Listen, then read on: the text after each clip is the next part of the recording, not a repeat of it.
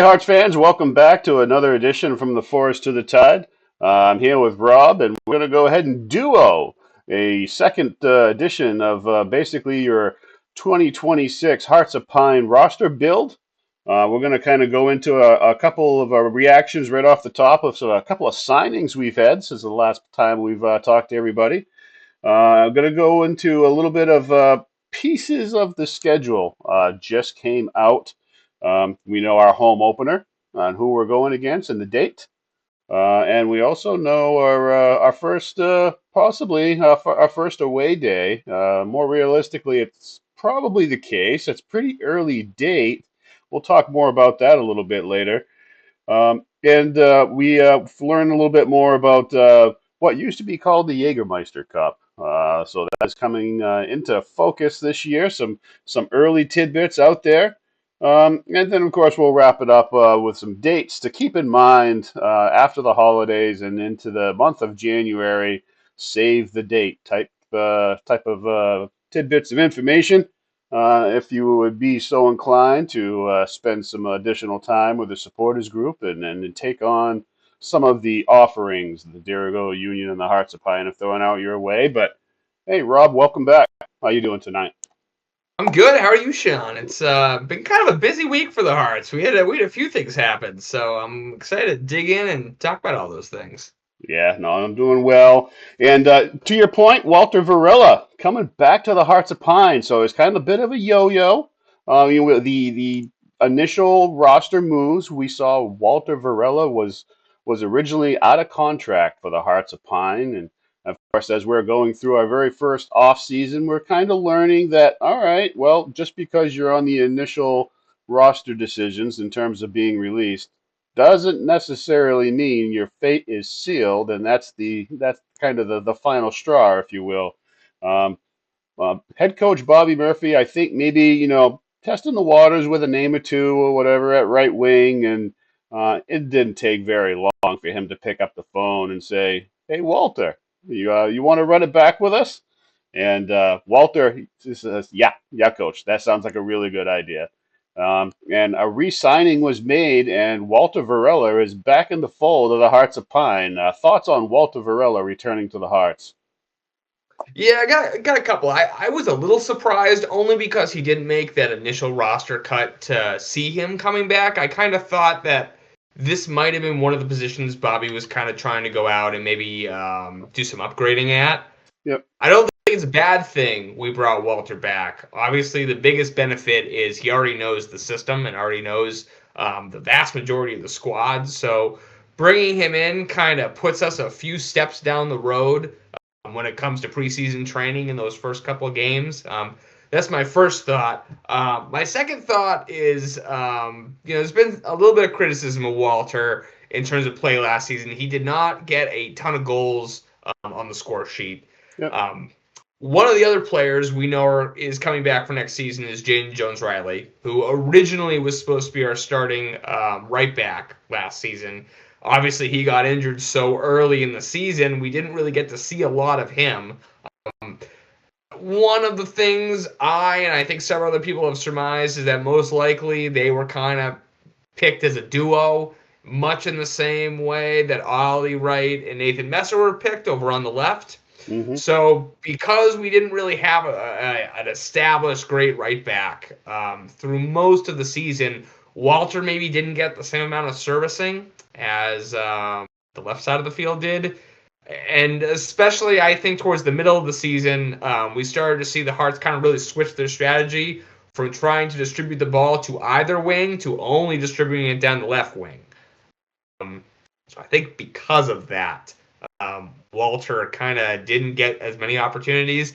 Now, with Jaden coming back, obviously we don't know where he's going to be at health-wise and if he's going to really start the season starting. But I'm really excited to kind of see how they end up playing together because that was kind of, I think, the plan last season, and it didn't really end up coming to fruition. So those are my two big thoughts on Walter Varela. I'm excited he's back. I'm happy he's back. I think he made some good contributions last season, and I think especially with other teams in the league seeming to kind of downgrade a lot of their roster spots, at least so far in the offseason. I think having returners is not a bad thing for the Hearts of Pine. Yeah, it's kind of interesting to think about that. I guess I haven't thought about it that way, where the pairing of Walter Varela and Jaden Jones-Riley was broken up really early because of due to the injury of Jaden Jones-Riley and what that may have looked like between that pairing, and that's an interesting point to kind of keep in mind as we go into the early part of the Hart season and seeing how those two link up and how maybe Coach Bobby Murphy decides to utilize that tandem going into the 2026 season. And I'm just trying to think if how that pairing would look in terms of in comparison to what what Ollie Wright and Nathan Messer do.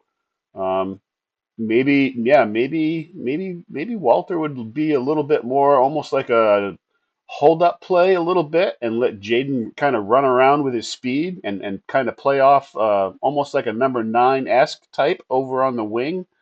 I could see that working where basically Jaden picks his path where he's going wide or he's going inside and when Walter just finds him with a pass. Um, I can see passes coming in from the wing from Jaden to Walter as Walter is making runs towards the net. Yeah, that'll be an interesting dynamic, seeing how that all unfolds, and of course with JT Kamara in there as well. How maybe he pairs up with JT Kamara. That's a whole different dynamic as well. Yeah, I think it's interesting. What do you think, Shawn? Do you think that, given that JT also re-signed, are we going to start to see JT start more, or do you think Walter's still going to be the primary starter in that position? I think it's JT's to lose. I think as we're going to have a busy schedule, and we'll get into that more a little bit later. But I think having two wingers to kind of tactically, depending on who you're playing, you may want a bigger winger that can be a little bit more physical and body up against some people like Walter Varela. And to what we were just kind of discussing, maybe almost a posting up and finding a overlapping or undercutting run of Jaden Jones-Riley and that bigger winger that can push up against a center back or a defensive midfielder and kind of post up against him and shield him from the ball and pass it off. You might want Walter Varela in there. That might be something that JT can't really do to too many guys in the league just due to his size, right? But then we all know what JT can do, and there'll be many games they're going to want to call on the skills of JT Kamara and bring him in and let him do what he does and run against an exhausted back line and just tear people apart with his shifty moves. But Yeah. yeah, Walter Varela back in the fold. I say welcome back, Walter. Good to have you for another year, and certainly will be interesting to see how all that pairs up as the season moves on. And we did have another signing. So Zion Scarlett is basically a do-it-all forward slash wingback slash left winger slash right winger. He's about 6'3", speed for days. A player that could be used in many different ways. How do you see head coach Bobby Murphy using Zion Scarlett? Yeah, he's kind of an interesting signing. So a little bit about the guy. So he played last season for Carolina Core. That's an independent MLS Next Pro team. The season before that, he played in the USL One. He's playing for Greenville. Based on the amount of appearances he made, seems like he was probably the secondary for both those positions. Obviously, with Nathan Messer being our other left back, I kind of don't think that's going to change. The interesting thing about Mr. Scarlett is that he also can play right back. He played in that position when he was with Greenville. So, we kind of talked a little bit earlier about trying to find players who can play in multiple different positions, and how I think that would be a good thing for the Hearts of Pine to look into this season. Zion Scarlett's probably one of those, if he's able to play both those back positions well. Um, he had last season 14 appearances, three starts, and scored one goal. Looking at some tape he had on YouTube, he certainly looks like he's quite offensive for a Yeah. back, not unlike the way we see Nathan Messer occasionally get more offensively minded on the ball. What I thought was really interesting about Zion's play, at least from the tape that I saw, it looks like he is much more interested in being a playmaker. You Mhm. see a lot of assists, certainly a couple goals, but a lot of times he gets really close up to the top of the box, then looks and see who else is making a run, who's open, and then passes the ball to that teammate, which to me is a really great thing for us to have. We tend to have a lot of guys moving into the box at once. Having a guy who can quickly assess the situation and pass, I think is a great thing. We saw Nathan Messer do that a lot this past season. To me, Zion looks like he's going to be very Messer-esque in that way. The other thing I thought was interesting from the tape is oftentimes, and it was kind of hard to tell because of the way the tape was cut, but occasionally you kind of saw Zion move into almost like a left center midfield position. So he occasionally does seem to cut in into that left center midfield and put himself in positions where he can kind of access a different channel to get the ball and kind of manipulate it from that position as opposed to just strictly on the wing. We had a lot of conversations last season about how we wanted the Hearts to do that more, to cut into the center. Mm. And I see that working really well with other players on the team like Titus and Masashi. They tend to be other guys who are kind of around that center midfield position moving into the final third. So I think if we're able to see more players weave into that extra channel in the center, that just opens up more scoring possibilities for us and more offensive capabilities that I don't think would be bad for us to have. Yeah, I tend to agree with a lot of that analysis, Rob, and I think the biggest plus I think that Zion brings is his speed. He's very, very quick, and a close second is probably his you know ability to kind of fit into almost any position on the forward end of the formation, and even play a little bit of wingback for you if need be. I agree that we're going to see him on the front end of the formation primarily. And maybe he's kind of a break glass in case of emergency wingback, in case something goes haywire with one of our wingbacks, and maybe one of our backups is got a knock or something like that. If we need Zion to do a little bit of wingback for us, he's got it in his locker. He's like, yeah, got you, coach. We won't have to see Mikey Lopez playing few games out there at outside back for us. I think Mikey's going to be 33 next year, and I'd just rather save his legs for defensive midfield work, and let some of the younger guys out there burn it up and down the flanks. That would be just fine with me. We all know Mikey will do it if asked. That's what he does. But I would prefer to maybe see Zion do something like that. I think it's possible if we have a defensive back line that we are playing that is trying to kind of push us up against the midfield a little bit, and we need a little bit of speed. Don't be surprised if maybe we take off a player, maybe a right winger perhaps would be maybe sacrificed, and you bring in Zion a little bit, and maybe you play kind of a dual 10, and where you kind of put him up a little bit beside the striker. Maybe you take the striker and push him out to the right side a little bit, and maybe Zion is going to be running at pace against that back line. Maybe Masashi Wada or or Michelle Poon Angeron is clipping a ball over the top of the heads of the center backs, and Zion is beating them for pace and getting out into the open and running one-on-one with a goalkeeper. Creative ways to use that speed. And again, he's got a little bit of height too. So maybe set pieces. We'll see how he develops and then what that looks like in terms of set pieces. Maybe he's an option with his height for headers and getting up in the aerial side of things.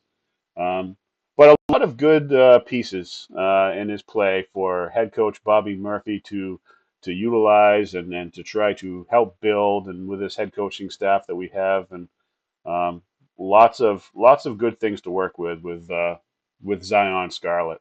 Anything further on Zion, Rob?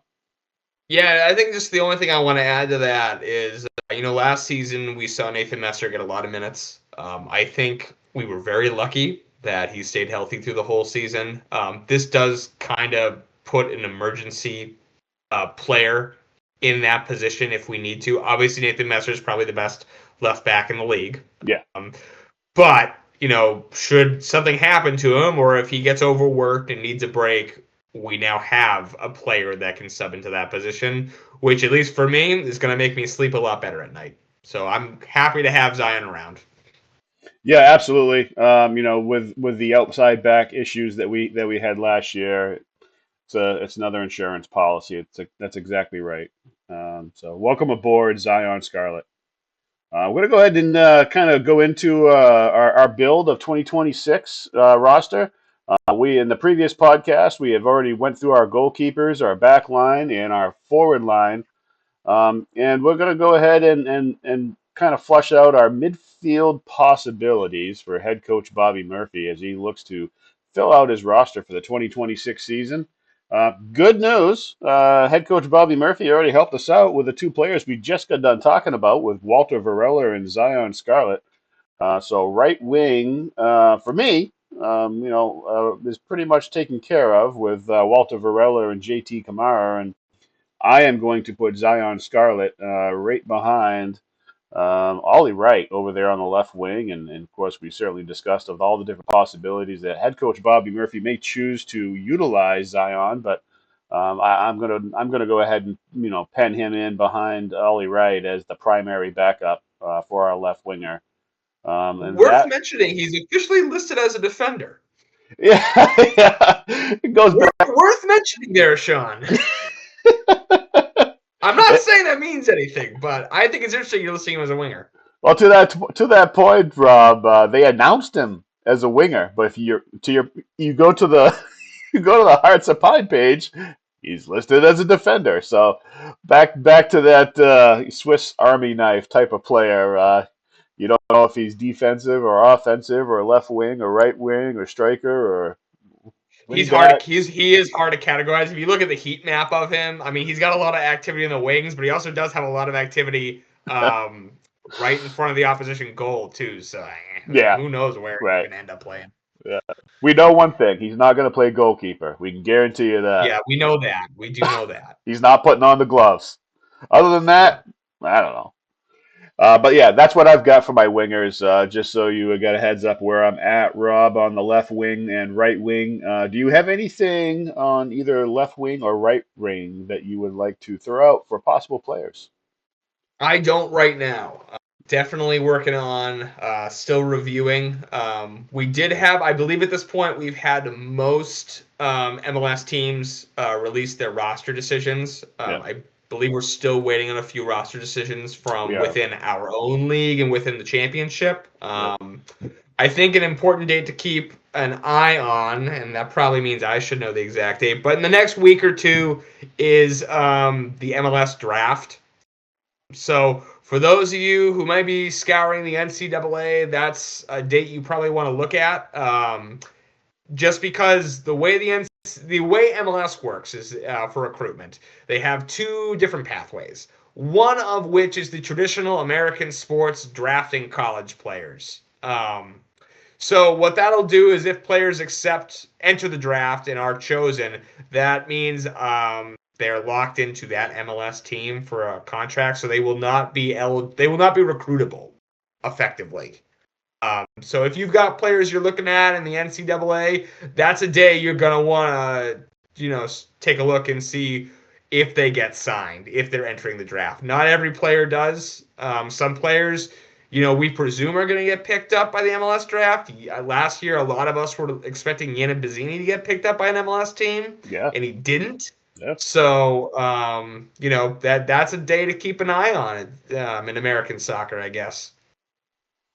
100%, Rob, and it's an excellent point. And one of the other, I don't have a date for you, but I got a month. Uh, is when you start signing international players, you can do that in the month of January. And uh, so far, we haven't, we've only got, you know, three signings. None of them so far, of course, are international players. And I think if head coach Bobby Murphy is going to use another slot or two for his international players, midfield is probably going to be a spot where you're probably going to see one of them, and whether that be up at the number 10 spot to kind of go hand in hand with Masashi Wada, or maybe he's looking more for a defensive midfielder to maybe back up Mikey Lopez. Or there's a third option that I'll talk about here in just a little bit. But my point is January you might see some midfield international movement from head coach Bobby Murphy and the Hearts of Pine. And um, if you don't see anything kind of flush out in December, it's all good. December is a month where we get two or three, and we've already had three, and we are not even to the holidays yet. So we're actually kind of ahead of schedule with what most USL League One teams are offering their supporter group and their fan base. So we've already got three signings for the Hearts already, and it's the 12th of December, so we're doing well. We're ahead of schedule. So if it slows up a little bit and we don't really hear anything until the new year, it's okay. We're on schedule. Yeah, I mean, I think fans, especially if you started following the Hearts after the season started last season, probably should know that last year, I think we had one, maybe two players signed in December, Yeah, and that was it. right. Everyone else was signed after the new year. So the fact we already have not just our returning players, but three signings is very comfortable for me. Yeah, I think January and February you'll see the bulk of our announcements. Also worth mentioning that just because a player isn't announced yet doesn't mean they're not signed. yep. There are plenty of players signed in the league that no one knows about because the teams haven't officially announced any paperwork has actually happened. hmm So hmm I know we found out about some players that were signed for other teams this week that have not been announced. Yep. So just keep that in mind. The team will announce when the team wants to announce. Yeah, no, that's pretty much it.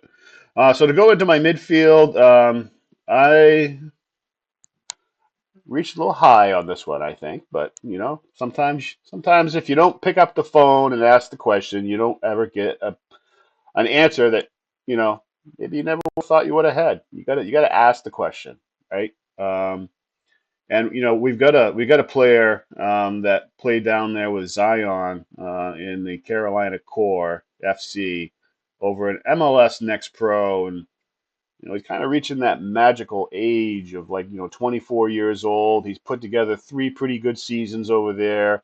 Um, he kind of had I think double-digit goals 2 out of the 3 years. He's had 5 or 6 assists, more often than not, right in sync, 3 years in a row. And he would be a player that you would really you could either put him in for Masashi Wada, you could put him in beside Masashi Wada, you could put him in for MPA. He could probably even play the six if you really needed him to. Um, but he would be a player that would compete in terms of time with our starting three. So that would be something that head coach Bobby Murphy would have to be comfortable with if he was to go after this player, and what that would create for competition in his midfield. And he would have to make sure he's got a plan for the player. This is not a player that's just going to come in and just sit on the bench and he'll rotate in every once in a while. This is a player that will have quite a few minutes on the team. And And this player is I'm gonna try not to hack his name here, which means I'm probably gonna hack his name. Facundo Canate is the player that I'm speaking to, and he has been a great player for the Carolina Core. And typically, when you get that 24, 25, 26 age there in MLS Next Pro, if if you're not getting looks for MLS teams, sometimes players will start making those decisions of maybe I need to go elsewhere and do something different with my career.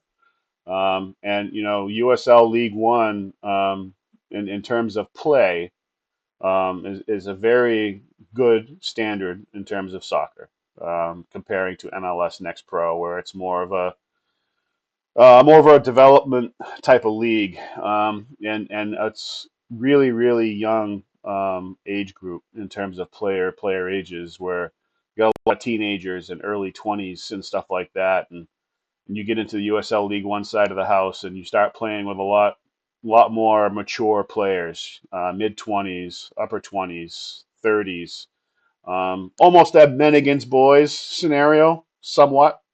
So really, the physicality goes up, if you will.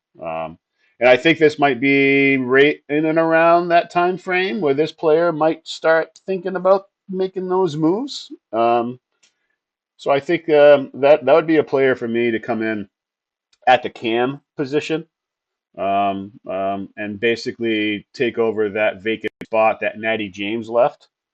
Um, and of course, um, Natty James himself is not necessarily off the table for myself as well. So we talked earlier in a few other podcasts that Natty might be going off and exploring opportunities that have been laid on his table, and those may work out for him, and we may not see him come back. But hey, the phone line's still open. If for whatever reason he doesn't find what he likes and he wants to come back, and I'm sure those conversations were probably already ironed out at the end of year conversation with head coach Bobby Murphy and Natty James and what that might possibly look like.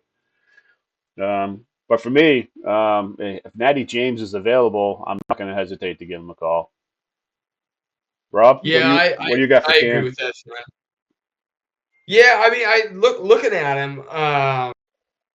A really interesting player. I think it's a little hard to compare MLS Next Pro to USL One, only because the different nature of the leagues. Obviously Next Yeah, Pro is a development league, so you kind of have smaller players.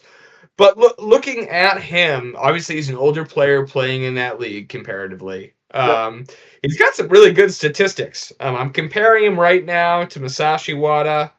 I'm just looking at things. He's got fairly good accurate long ball percentage, 65%. Four big chances created last season. I'm sorry, is this per game? I'm sorry, that's per. Yeah, last season. Got five assists. Yeah, look, I mean, he looks interesting. Uh, he had more successful dribbles. Oh no, I'm sorry, the same number of successful dribbles as Masashi Wada last season. Had a bit more ground duels won. I mean, I think he could be a good player for us to bring in, especially kind of when we're talking about that Natty James gap we have. I do agree with you about Natty James, though. If we can bring him back, I would. I think Natty James is just a player who is going to get better and better every season. And those last month and a half of games we had, Natty James really started to play at a different level. And I really would.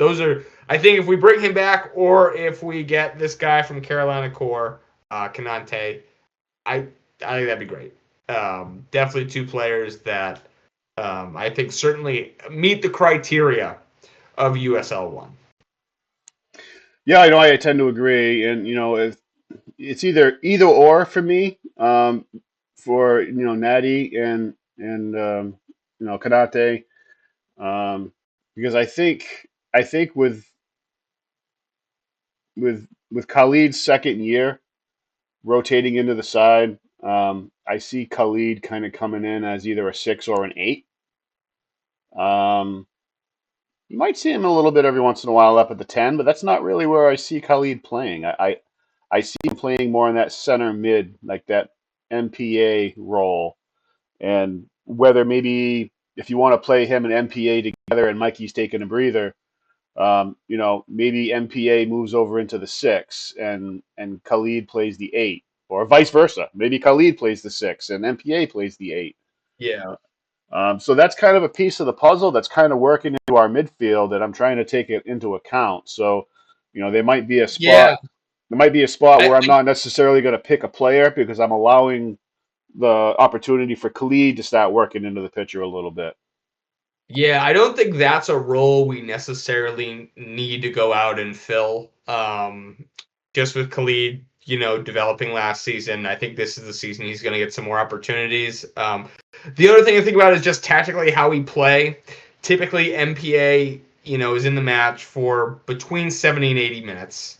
Yeah, And then depending on what's going on in the pitch, we either typically bring on, if we're down, we usually bring on a little bit more of an attacking element and swap out MPA. Or we usually, if we're up or need to draw or whatever's going on, we bring in a defensive midfielder into that position. yeah, So that's not a position I really expect us to go out there on the market and try and bring in another player. If we do, I think it might just be trying to make sure that there's a lot of options in game management. Maybe Khalid needs a little bit longer to come along. Maybe MPA needs a little bit more of a break. Kind of hard to say. I think the defensive midfielder position is where more the onus and the focus needs to be.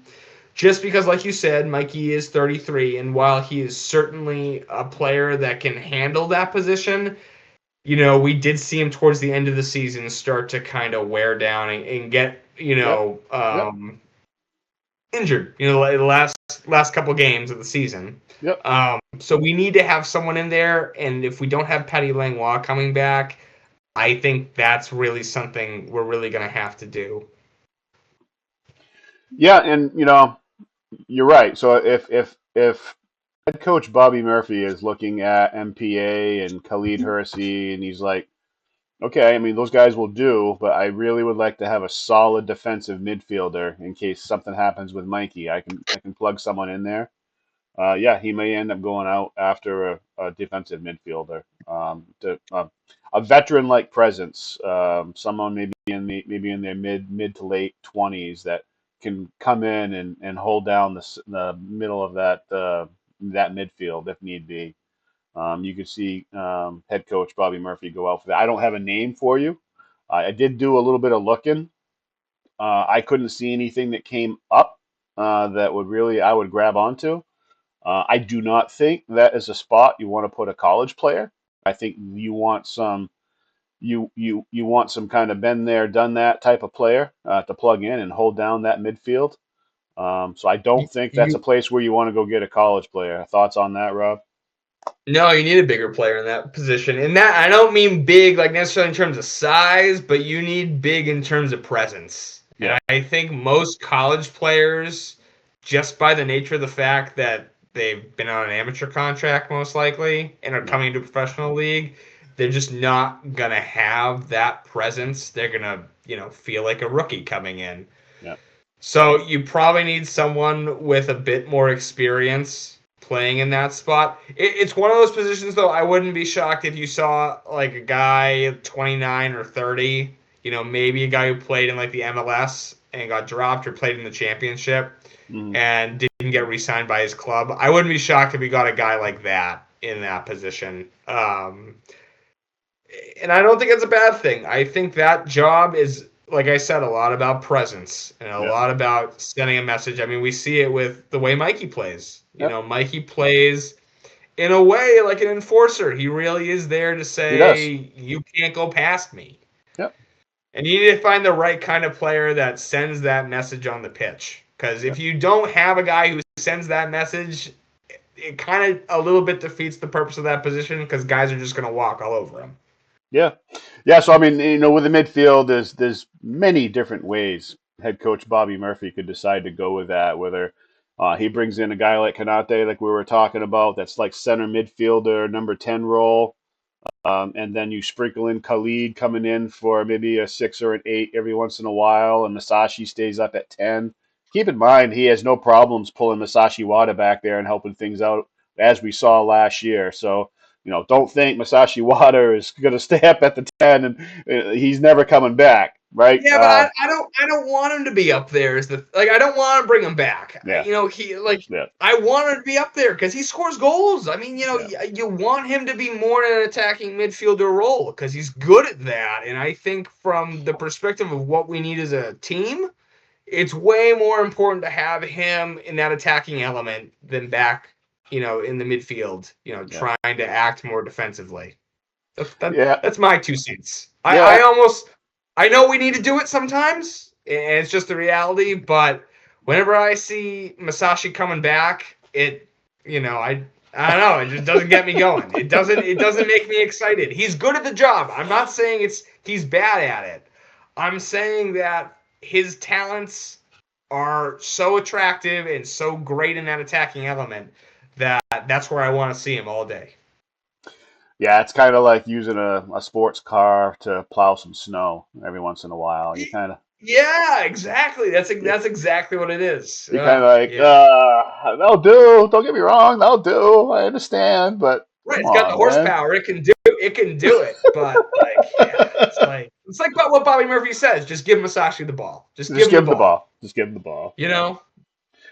So for me in midfield, that pretty much is what I've got for names. And I think bringing in a player like Kanate gives you some options, like we just got done talking about. And Yeah. I would finish out the rest of the midfielders with young college players that we're looking to groom, and are looking to do a lot of running, and a lot of pressing for the Hearts of Pine, and similar to what we saw with Mickey Riley and um, those types of players that kind of came in and did a lot of running for us last year. I would look for head coach Bobby Murphy to go out and find similar players that can come in and be effective in a substitution role, for the midfield. Any thoughts other than what we kind of talked about with those players, and any other additional college players for the midfield, Rob? Yeah, no, I don't think so right now. I think I'm interested to see kind of what our next signing is going to be. And I think from there we might kind of start to see the overall picture of Bobby Murphy's strategy as to who he's trying to bring in, especially given the fact he said that this next season the level of competition is going to be taken up a notch for Yep. the Hearts. Yep. All right, so that pretty much kind of rounds out our kind of our 2026 roster build, at least from what we've got for our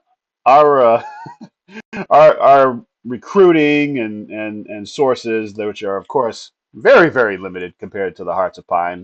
They've got a whole staff and network of people to call, and old relationships that all the different coaches on the team have had a chance to kind of talk to, and spread out the spider web of and the net to try to reach as many players as they can around the world, which we do not have. So that's our attempt at, and some possibilities of possible signings for the Hearts of Pine. We'll kind of go ahead and leave it there, and we certainly offer up to go ahead and try to do that same exercise, and kind of go out and look and see what you can find out there for players. And feel free to go ahead and bang into the Discord, put it in the comments here on the YouTube side of things, and let us know what players you found for the Hearts of Pine, and what head coach Bobby Murphy should be looking at for the 2026 roster. It's a fun little deal to go out and do, certainly as a supporter and a fan, to kind of in the off season, try to look under some rocks and see what you can find out there. And every once in a while, you might hit one that the Hearts actually pick up on, and you go, "Wow, look at that! I found one." I'm going to go ahead and kind of get into the schedule. So we did hear from USL League One. They announced that we will be playing 34 league matches next year. So equal matches home and away. So that's 17 apiece. So we're going to have 17 home matches there at Fitzpatrick Stadium, 17 away. and that will make up the USL League One season for 2026. Two matches we are aware of for the schedule. Of course, the full schedule is not out yet. Probably will be out here in probably the next couple of weeks or so. But our first game of note, very easily could be our very first game of the season. It's mid-March, March 14th, away against the New York Cosmos. So we know that the New York Cosmos are playing at, I think, was it Hinchliffe Stadium, I believe it is, down in New Jersey. I had been to that stadium actually. I think it was probably about some 4 or 5 years ago. Went down, brought the family down, watched the U.S. women's national team down there. Huge parking lot. So a great place for any tailgating and things of that sort, as long as the club is allowing such things to happen. Plenty of space to do that. In a pretty nice stadium, to be frank. In terms of a USL League One club, it's a pretty nice stadium. So it'd be a great away day experience for the Dirigo Union to go down there in force and watch the Hearts of Pine play the New York Cosmos on March 14th. Early planning is already underway for putting things together for our away day group and for possible buses and things of that sort and carpooling and certainly circle that date, folks. March 14th, and if at all possible, please make the pilgrimage down to New Jersey, and let's pack the stadium there with a bunch of Heart supporters for that New York Cosmos game. Rob, um, thoughts on that game with the Cosmos? Yeah, interesting. Obviously, the Cosmos is probably one of the best oldest soccer stories in the United States. You know, a team going all the way back to the 1970s, which for the U.S. is about as old as you can get in professional soccer. Yeah, Literally one of the first professional teams in the modern era yeah, of U.S. soccer. Coming back after I want to say 7 or 8 year hiatus, maybe 9 year hiatus, something like that, from when the second Nassau died. So it's yeah. kind of cool to have such an old team return. I think it's also very interesting that the league decided that we would be their first team they ever play. That ought to be really interesting. I'm excited to go down to New Jersey. I'm pretty sure that I'm probably going to make the trip down there. I still have not done an away day trip for the Hearts yet, so that'll be my first one. And yeah, like you said, Shawn, most likely is going to be our first match of the season. We don't know when the U.S. Open Cup is going to get scheduled, but typically those matches don't start until the end of March. So kind of unlikely we're going to end up with something in there, but it's hard to know. That schedule won't be out until January. Yeah, But yeah, like so the USL Cup first round is right in and around that time frame where we'll be playing the Cosmos. So my yeah, assumption is we're gonna have like a 4 day window in between games between probably yeah. our very first US Open Cup match and that date with the Cosmos would be my hunch. Yeah, I think it's gonna be a cool away day. Heard people say the goal is 500 Hearts fans going down there, which would be a lot for an away day for any club. So That's a lofty goal. We can come anywhere as that's a close lot. to It's a that. lofty goal, but we'll challenge the community to meet it. And then, like you said, yeah, it's a really cool stadium. It's got some interesting history. It is perhaps infamously not in New York, but then again, that seems to be a recurring theme with New York sports teams to not actually play in their city. So Yeah, that's like a thing. I don't understand it. Yeah, we're a New York team. Well, you play in New Jersey. You play in New Yeah, Jersey. I mean, Brooklyn FC played in New York, but didn't play in Brooklyn last season. Their women's team, so I guess I can't really blame them for it. It'll be interesting. I think something at least I feel this way, and Shawn, you can tell me if you feel otherwise. I didn't feel like we really had a rival last season. Like I didn't No. like build any rivalry hate with any particular team in the league. There were teams I hated how they played, but I didn't like hate them as a people. Yeah. I think the Cosmos coming in the league is kind of interesting. They come in kind of with a pre-established fan base, Yeah, which hasn't really happened in the USL. Richmond kind of, but not really. yeah, So having such an old team join the league is gonna really, I think, maybe put them on an equal footing in terms of support as us, which I want. yeah, I want every yeah. team to be supported as well as the Hearts are, because that's just going to kind of make the banter so much better. So yeah, I think that's going to be a really interesting game. I'm kind of interested to see what the Cosmos do this season. They've announced, I believe, 5 signings at this point.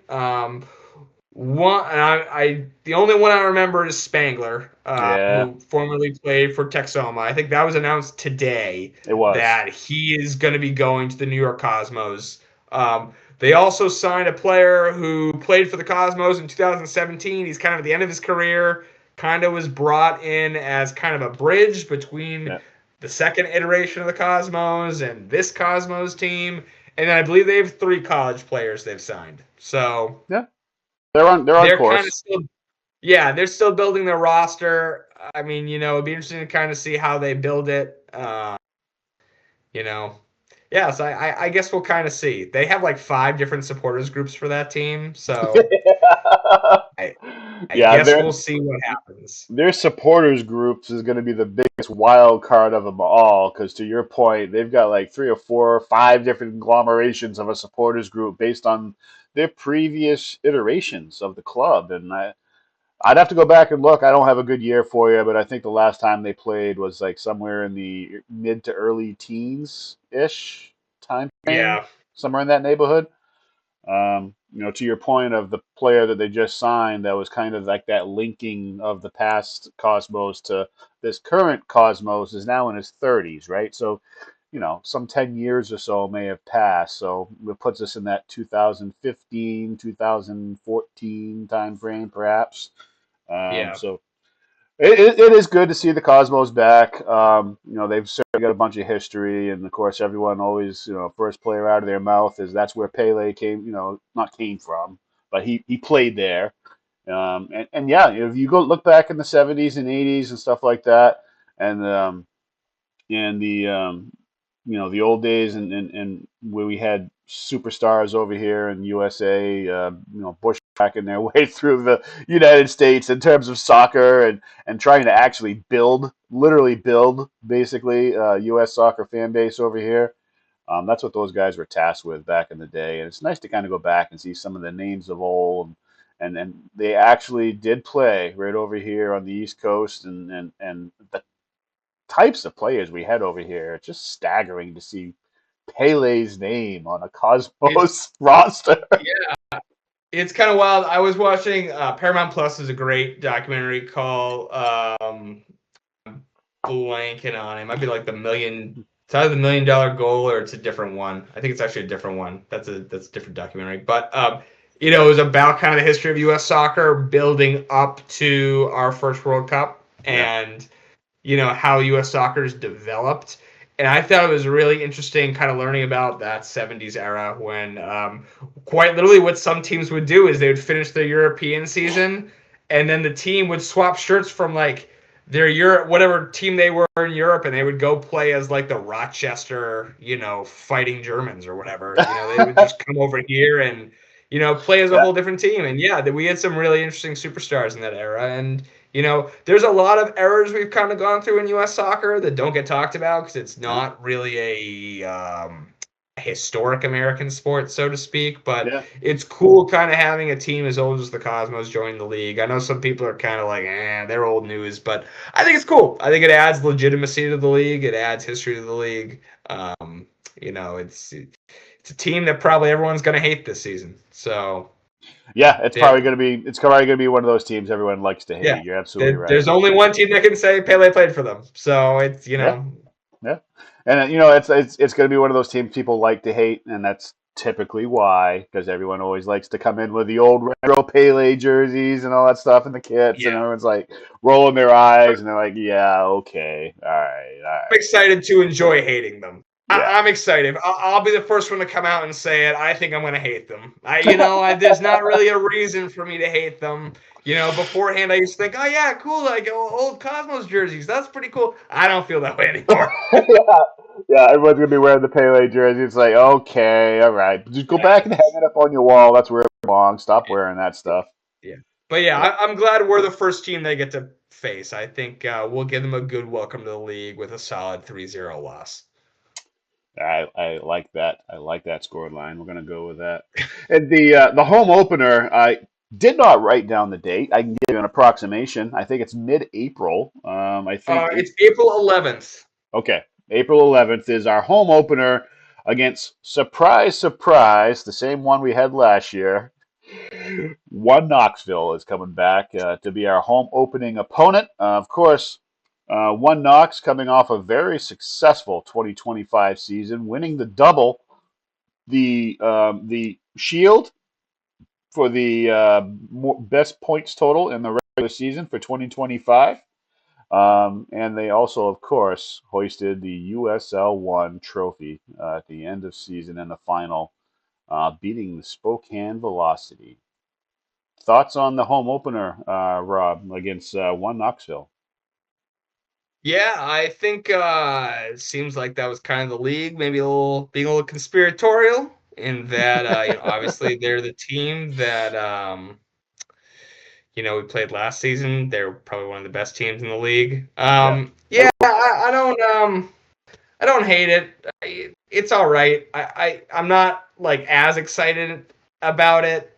In terms of the teams I would have wanted to play, they're fine. I yeah, would have preferred maybe a team like Richmond or something for yeah, the first exactly. game. Yeah, Or Naples. I would have preferred that just because yeah, I think those are two teams last season. When we played them, I thought those games were a little bit more heated. yeah, Naples, because I think they played really well and we played really well, and that was yep, just kind of the nature of things. Richmond, because they played a system that was the opposite of our system, yep. and that created a lot of on-field animosity. But yeah, I think it's fine. I will say One Knox seems to be shedding quite a few of their good players There they are. in the offseason. They're one of those teams that I think is really downgrading their roster. I don't know if that's because they won and now they're like, oh, okay, well, the pressure's off for a season. We can reduce the wage bill a little bit, or what's going on. But yeah, I think unless they start adding more players onto their roster that are of quality to what they're losing, I don't know that next season is going to be as successful for them as it was this season. Yeah, I tend to agree, Rob, and I think it's kind of one of those things that I've seen in the short time I've watched this league is you go out and you win a trophy, and then you get picked apart in terms of your roster. People coming in saying, "I'll take that one, I'll take that one, and I'll take that one." You see it a lot when Union Omaha would win those back-to-back trophies, and their roster would get picked apart. I think we're seeing the same thing with One Knox. It's just part of when you're in a third division league and you win the trophy and you've got a really good team. Phone calls start getting made, right? And people are like, "Hey, we'd like to have you over here. Hey, we'd like to have you over here." And you're going to have your players that are going to stay and stay with the club, and then you got your players that they're going to do what comes natural to any profession. They're going to want to progress, and Yeah, and I think that's maybe one of the problems with us not having pro rel here in the United States yeah, is, these are players, I think when they leave teams like One Knox or Union Omaha after they've won a trophy, yeah, traditionally they end up playing in the league above, or they end yep, up playing for another team within their league that also is fairly good the season before.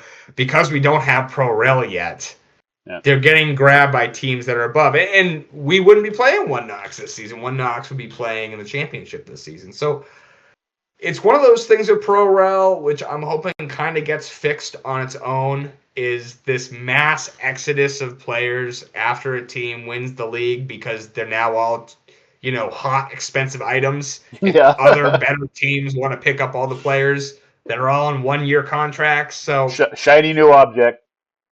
You're right, exactly. Shiny new object. They're all on a free, mostly, Yeah. so they're very easy to get. So hopefully that gets resolved with ProRail in 2 years. But I guess that's one of those things we'll kind of see. We still don't know what the ProRail system is going to look like, but that's probably a topic for another podcast. Yeah, and what you're seeing with what's going on with the Tampa Bay Rowdies right now, right? The coach from the Union Omaha, he's bringing his players from his Union Omaha days, 2024 and 2025, and he's bringing them. They're all flocking down to Tampa Bay Rowdies. So basically, I kind of joke around and say, that's the Omaha Rowdies down there for a 2026 season is pretty much what that's going to look like. Yep, definitely is something that's happening down there, and it's very obvious. Um, very obvious. Coach is pillaging all of his old players and say, "Come Yep, on down. I got a great spot for you down yep. here in Tampa Bay." Yeah, But but yeah, yeah, back to One Knox. Yeah, I think it's fine.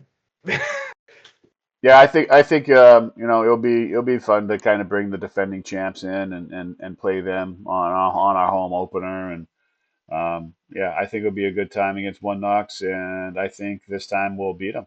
I think if I recall correctly, we fought to a 1-1 draw in our home opener in our inaugural season against One Knox. Um, and they were a tough opponent, and for really good reason. They went on to win the double that year, and I think this time we beat them, and we're gonna have a good time there with One Knox at our home opener. But going into what used to be called the Jägermeister Cup, I'm hearing Jägermeister is not coming back for the 2026 season. So it's kind of getting labeled as of right now, anyways, as US kind of the USL Cup is pretty much what it is at this point in time, barring any sponsorship money coming in and changing the name to that. That's kind of what we'll refer to it as, but it's the old My Jägermeister my Cup. liver is not upset about that change, by the way. Those were some rough pre-match sessions before the Jägermeister games last season. The old shots of glory, the Jägermeister Cup specials.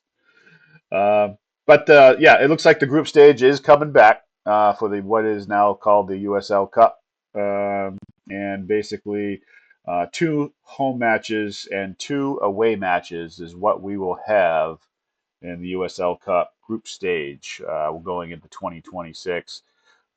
Thoughts, Rob, on the group stage returning for what used to be called the Jägermeister Cup? I don't like the group stage. I'll come out and say it. I think the tournament has too many teams for a group stage to be useful in a lot of ways. Yeah. Also, just because of the nature of the teams, it doesn't always work great. Because usually it's the way they did last year, assuming they're going to do the groups the same way. It's geography, which is cool from the perspective of you probably get a little bit more of a chance to travel to the team you're going to face. But I would rather it be a straight knockout tournament Yeah. because you still only get 2 home, 2 away in the group stage. So you don't even face every team in your group, Yeah. which is, to me, very odd to do a group stage that way. It just doesn't. It's not like you're assessing the full group. It's purely off of the draw of which teams you get. Which, if it's already gonna be up to chance based on what teams you draw, why not just go right to knockouts? Yeah. Yeah. No, And we're already starting to see calendar congestion with the Open Cup as well.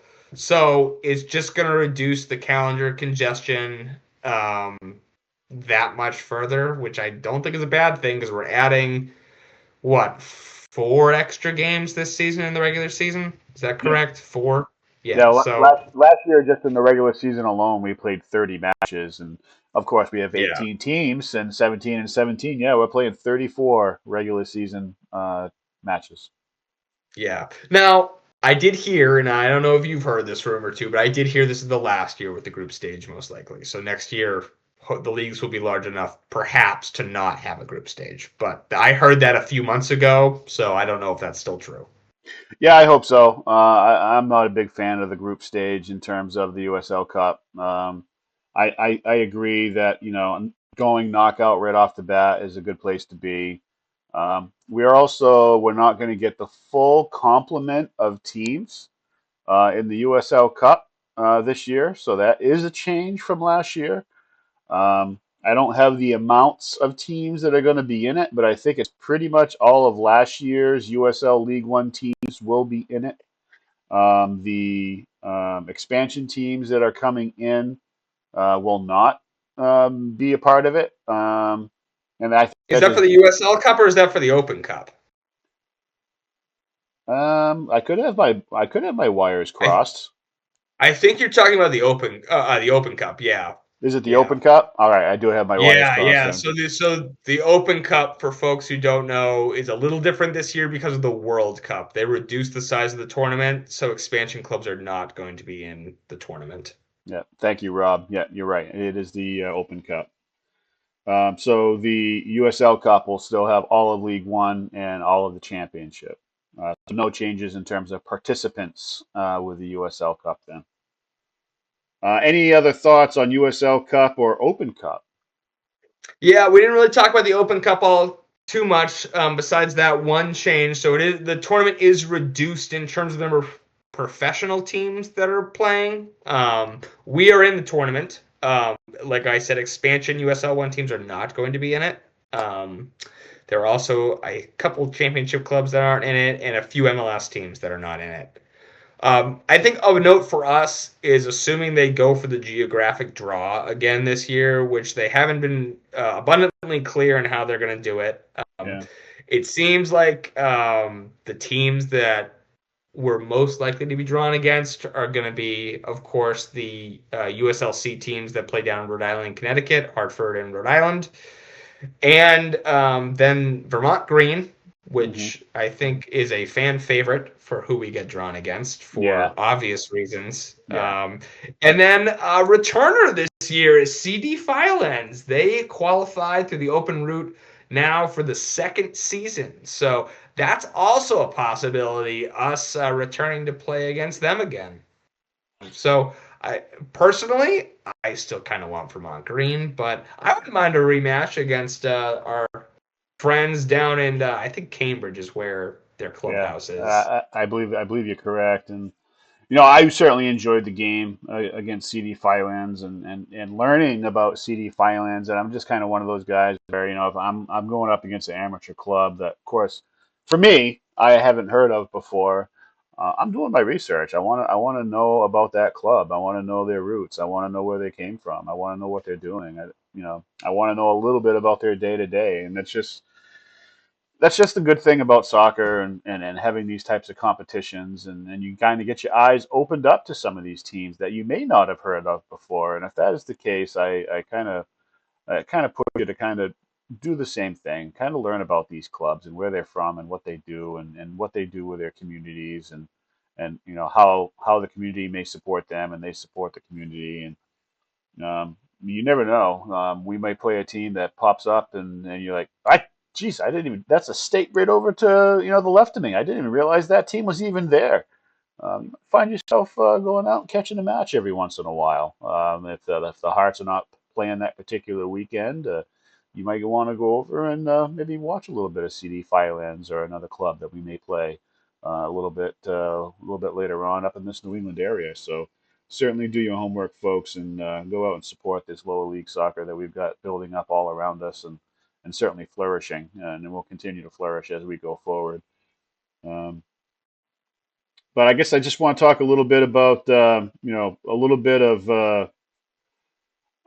of Good Morning America. I guess is what I want to talk about here at this point in time. So the Hearts of Pine were invited to come on to Good Morning America, part of 50 states for a celebration of the U.S. and I think it's the 250th or somewhere in that neighborhood.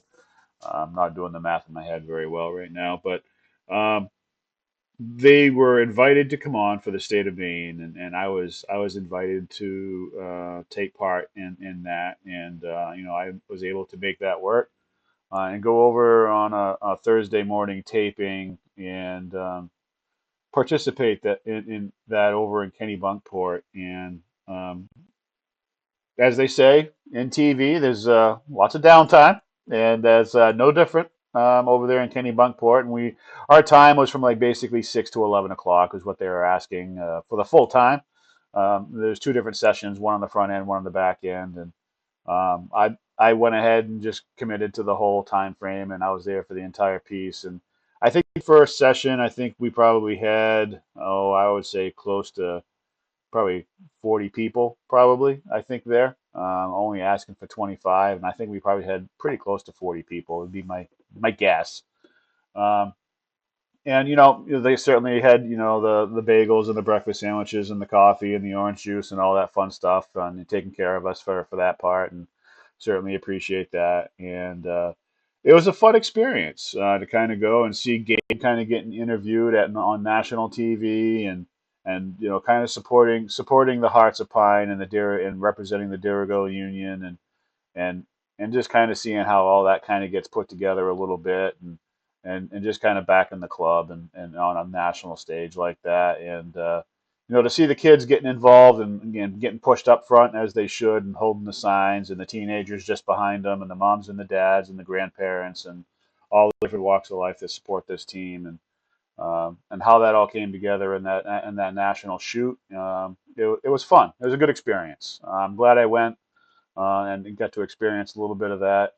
Um, and the good thing with downtime is you get to kind of sit down and maybe have a breakfast sandwich or a bagel or something like that, and talk about the Hearts, and talk about the 2026 season coming up, and thoughts around the table, and who's doing what and what we should be doing. And it's just fun. It is fun to take a morning and go out there and do something like that. And certainly enjoyed my time with that. And if anyone wants to go in and take a look, go ahead and hit up Heart Socials. They got links to it that they posted on Instagram and X, and I think you could also go and find it on YouTube as well. Good Morning America, and we've just got like I think probably about a 5 or 6 minute segment. That's pretty much all it really amounts to. But Mikey Lopez was interviewed in a segment that was pre-recorded, not that Thursday morning. The only person that was interviewed live that Thursday morning was Gabe, but I remember Mikey Lopez being on a piece, and um, head coach Bobby Murphy also being in that pre-recorded piece, and it was just a really good message to send out to our country, and what is going on up here in Maine and these Hearts of Pine, and putting eyes and a magnifying glass on what we're doing up here. Thoughts on that, Rob? Yeah, Shawn, I think it looked great. I know I watched the segment. It was cool seeing some photos people took while they were there. Looked like a lot of fun. My question for you is, though, did you talk to any producers there with Disney? When's our ESPN show, going to start up? That's the only question I got, because, we can talk about the Hearts professionally. We're happy to do this. I don't get paid a ton to do this, Shawn, so I would love to get a pay boost on ESPN. Just a thought. Just a thought. I think Don talking to an awful lot of people there that day, and it wouldn't surprise me if Don was over talking to a producer somewhere, and then probably trying to make those connections for us. I'm going to go ahead and say Don had that in his sights, Rob. I'll talk to Don next time I see him about that ESPN show. So just a couple of dates I want to go ahead and throw out here as we wind down and get ready to get out here on this from the forest to the tide podcast. And as we start getting through the holidays and enjoying our time with our family and friends, certainly want to put a couple of dates out there for the month of January to kind of start circling as we get through the holidays here. And January 17th will be a town hall for the Dirigo Union at Bunker. So for those that recall being there last year in the inaugural season, I think kind of a chili cook-off is kind of what we did there last year. Gabe came in and kind of talked to us a little bit from the club. I think that was where we had our very first player appearance. Patrick Langlois, I believe, came in and kind of talked to us there a little bit, mid-January last year. And Yeah, you never know. Could have a repeat performance of some of that, but Town Hall at Bunker on January 17th. Circle the date. That'd be something to come in and participate in for all Dirigo Union members.